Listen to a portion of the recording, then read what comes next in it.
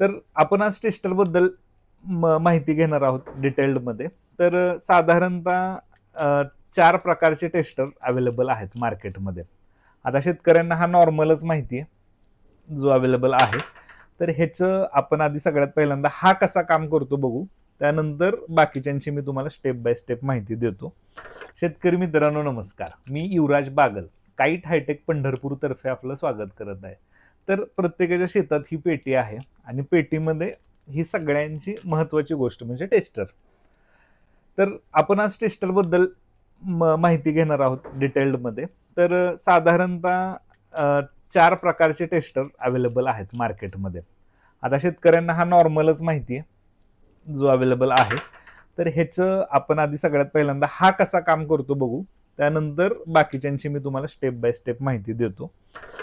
तर शेतकरी मित्रांनो हा आपला नॉर्मल टेस्टर आहे. हा पण काय करतो, रानामध्ये पेटीमध्ये गेलं की आपल्याला जर लाईट चेक करायची असेल, बाबा लाईट आहे की नाही, तर आपण हा टेस्टर तिथं जोडतो. आता हे मी टेस्टर इथं जोडलाय, पण ह्याच्यामध्ये लाईट लागत नाहीये का, तर मी पायामध्ये चप्पल घातलेली आहे. मी आता ही चप्पल माझी काढतो. ह्या टेस्टरला बेसिक नियम काय आहे की तुमचा पाय, कोणता पण एक पाय जमिनीला टेकला पाहिजे. मी आता हा माझी चप्पल काढली आणि पाय जमिनीला टेकवले. आता ही मी टेस्टर जोडतो. ह्याच्यामध्ये क्लिअरली तुम्हाला पिवळ्या कलरची लाईट आत लागलेली दिसते, बल्ब. आता मी काय करतो, माझे पाय जे जमिनीला टेकलेले आहेत ते हवेत उचलतो, लाईट गेली, परत चिटकवतो, लाईट लागली, पाय उचलले की लाईट गेली. हा टेस्टर कसा काम करतो मित्रांनो, की ज्या वेळेस आपण जमिनीत पाय टेकवतो त्यावेळेस हा जो काही इथं करंट आहे, व्होल्टेज आहे, ते ह्या टेस्टर मधल्या बल्ब मधनं आपल्या शरीरातनं आर्थिंग मिळाल्यानंतर छोटासा करंट जमिनीमध्ये जातो आणि हा बल्ब लागतो. म्हणजे जमिनी थ्रू आपल्या शरीरातनं ह्याला आर्थिंग मिळाली की हा लाईट लागते. म्हणजे आपल्याला कळतं की इथं व्होल्टेज आहे. आता हा फेज आहे, मी इकडं लावलं आर्थिंगला, धरून चला. आर्थिंगला कुठलीच लाईट लागत नाही, धरून चला ही आर्थिंग कट आहे. तर तुम्हाला काय कळतंय का, कारण इथं कोणतीही लाईट लागत नाहीये. लक्षात ठेवा, ह्या टेस्टरनं आपल्याला काय कळतं की इथं व्होल्टेज आहे का नाही, सप्लाय असेल आणि आपले पाय जमिनीत ग्राउंडला टेकले असतील तरच ह्याच्यामध्ये लाईट लागते, पाय उचलले असतील तर लागत नाही. हे सिंपल आपल्या ह्या टेस्टचं काम झालं. ह्या टेस्टरनं आपल्याला फक्त फेज कळू शकतो, म्हणजे कळतो. कंडिशन काय की आपण चप्पल नाही घातली पाहिजे आणि आपला पाय क्लिअरली जमिनीला टेकला गेला पाहिजेत. हे ह्या टेस्टरचं महत्वाचं काम आहे. त्यानंतर मार्केटमध्ये असे पण आलेत बघा टेस्टर बरेच, की ज्याच्यावर एक छोटासा डिस्प्ले आणि त्याच्यावर रेंज दाखवतात. 12 व्होल्ट, 24 व्होल्ट, 110 व्होल्ट आणि 220 व्होल्ट, अशा 4 रेंज आहेत. एक छोटासा डिस्प्ले. आपण हा टेस्टर जर तिथे लावला, हे बघा इथं, की इथं डिस्प्लेवर तुम्हाला दिसतंय की 12, 36, 110 आणि 220 अशा त्याच्या रेंज आहेत. जर त्या रेंजमध्ये व्होल्टेज असेल, धरून चला की ते व्होल्टेज 110 पेक्षा कमी आहे आणि 55 व्होल्टेज पेक्षा जास्त आहे, तर ते 110 दाखवेल. जर ते व्होल्टेज, म्हणजे रेंज तुम्हाला कळू शकते, क्लिअरली आकडे कळणार नाहीत, ह्यानं लक्षात ठेवा. पण ह्याचा पण शेतकऱ्यांना फायदा होऊ शकतो जर आपल्याला आपल्या शेतातलं बाबा तिन्ही फेजचं व्होल्टेज मोजायचं असेल, कारण ह्यांनी बऱ्यापैकी चांगल्या रेंज दिलेल्या आहेत. तर ह्या डिस्प्लेवर तुम्हाला रेंज कळू शकते. आता इथं क्लिअर आहे, फेज आहे, मी 220 व्होल्ट क्लिअर दिलेत, तर हे इथं 220 मला क्लिअर दाखवतोय. जे शेवटचं दाखवतं ते बघायचं.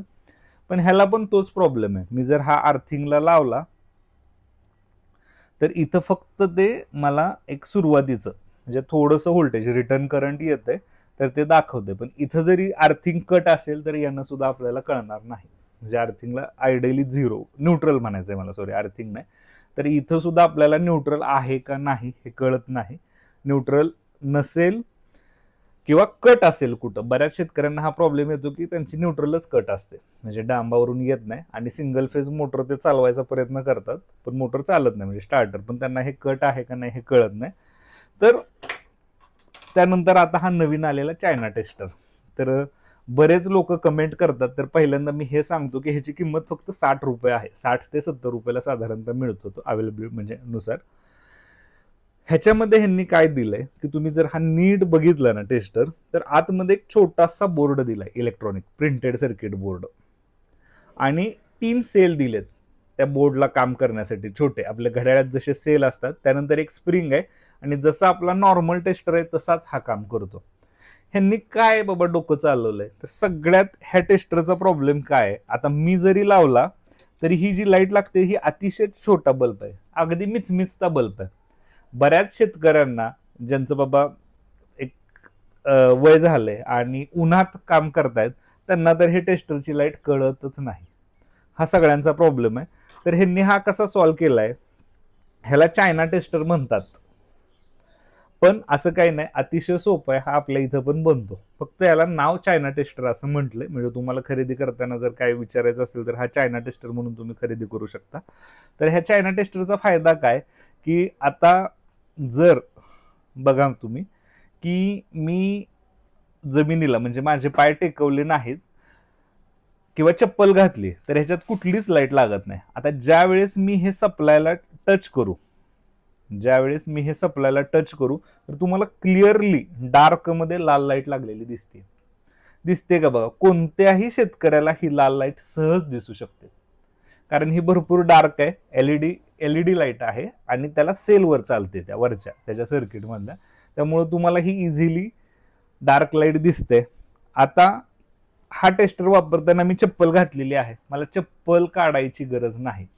चप्पलीचं महत्व काय आहे शेतामध्ये वापरताना किंवा कुठेही तुम्ही नेहमी वाचलं असेल की सगळ्यात की सेफ्टी शूज वापरणं कंपल्सरी आहे. म्हणजे चप्पल किंवा शूजचा काय फायदा होतो, आपण ज्यावेळेस इलेक्ट्रिकलचं काम करत असतो आणि चुकून जर आपला हात एखाद्या फेजला लागला आणि आपण चप्पल घातलेली नाही तर सगळ्यात मोठी रिस्क आहे, कारण तो पूर्ण व्होल्टेज आपल्या शरीरातून जमिनीत जात असते. ज्यावेळेस आपण चप्पल घालतो तर त्या चप्पलचा रेझिस्टन्स त्याच्यामध्ये येतो, ज्याच्यामुळं करंट वाहत नाही पूर्ण क्षमतेनं आणि आपल्याला शॉक जो आहे तो लागत नाही, करंट लागत नाही. त्यामुळे कधी पण बघा तुम्ही काही सेफ्टीचं काम करत असताना चप्पल किंवा शूज घालणं हे महत्वाचं आहे. ह्या टेस्टरनं तेच केलं की ह्या टेस्टरनं लाईट चेक करत असताना तुम्हाला चप्पल काढायची गरज नाही. लाईट क्लिअरली डार्क लागते तुमची. आता मला अर्थिंग चेक करायचं म्हणजे न्यूट्रलला मी जोडलं तर हे इथं क्लिअरली तुम्हाला डार्क ग्रीन एलईडी दिसतोय. आता मी काय करतो की हे अर्थिंग कट करतो इथनं. आता बघा हा बल्ब लागतोय, पण जसा फुल अर्थिंग आहे तसा लागत नाही, त्याची इंटेन्सिटी कमी जास्त होते. तर तुम्हाला एक आयडिया येऊ शकते हे ना की बाबा न्यूट्रल तुमचं प्रॉपर कनेक्टेड आहे की कट आहे. आयडिया येऊ शकते, हे मी क्लिअरली म्हणतोय कारण थोडासा बल्ब हा लागतोय त्याच्यामध्ये. तर तुम्हाला ह्यानं आयडिया येऊ शकते. मला ह्याचा सगळ्यात जास्त फायदा शेतकऱ्यांसाठी काय वाटला की एलईडी लाईट असल्यामुळं तो एकदम व्यवस्थित दिसतो, अगदी आपल्या प्रत्येक शेतकरी बांधवाला, आणि उन्हात सुद्धा हा काम करतो. आणि दुसरं म्हणजे हा वापरताना तुम्हाला चप्पल काढायची गरज नाही. एकदम सिंपल आहे, किंमत पण खूप जास्त नाही. तर तुम्ही ट्राय करा, एक नवीन टेक्नॉलॉजी आहे, आपल्याला वापरायला काय हरकत नाही. हा टेस्टर तुम्ही नक्की वापरून बघा. या व्यतिरिक्त जर तुमचे काय डाऊट असतील तर आम्ही प्रत्येक तुमच्या कमेंट्स प्रश्न काळजीपूर्वक बघतोय, वाचतोय, आणि त्याच्यावर येणाऱ्या काळात जरी प्रत्येकाला रिप्लाय देणं शक्य नसेल तर आम्ही त्याच्यावर नक्की व्हिडिओ बनवू. तर तुम्ही तुमचे प्रश्न मांडत राहा. आणि आम्ही ह्याच्या आधी म्हणत नव्हतो, पण हा व्हिडिओ तुम्ही तुमच्या सगळ्या शेतकरी बांधवा म्हणजे सबस्क्राईब करा आणि शेअर करा, जेणेकरून आम्हाला पण थोडीशी एनर्जी येईल, उत्साह येईल की नवनवीन तुमच्यासाठी आम्ही काय काय घेऊन येऊ. तर धन्यवाद शेतकरी मित्रांनो.